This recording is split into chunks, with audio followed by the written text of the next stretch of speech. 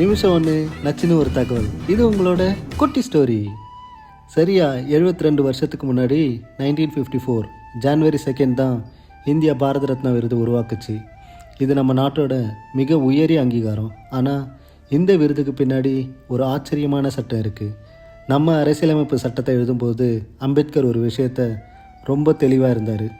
அதாவது சுதந்திரத்துக்கு முன்னாடி இருந்த சார், லார்ட் மாதிரியான பட்டங்கள் இனிமேல் தேவையே இல்லைன்னு முடிவு பண்ணார். அதனால தான் பாரத ரத்னா வாங்கினாலும் அதை உங்கள் பேருக்கு முன்னாடியோ பின்னாடியோ ஒரு டைட்டிலாக பயன்படுத்தக்கூடாதுன்னு சட்டம் சொல்லுது. ஏன் இந்த கட்டுப்பாடு? ஏன்னா இந்திய குடிமக்கள் எல்லாரும் சமங்கிறது தான் அம்பேத்கரோட கனவு. ஒருத்தரோட உழைப்பையும் திறமையும் நாடு பாராட்டுமே தவிர அந்த விருது அவரை இன்னொரு மனுஷனை விட உயர்ந்தவரை காட்டக்கூடாது. ஸோ விருது முக்கியமா இல்லை சமத்துவம் முக்கியமா? இன்றைக்கி ஒரு புது விஷயம் கற்றுக்கிட்டீங்களா? நாளைக்கு இன்னொரு குட்டி ஸ்டோரியில் மீட் பண்ணலாம். மறக்காமல் ஃபாலோ பண்ணிக்கங்க.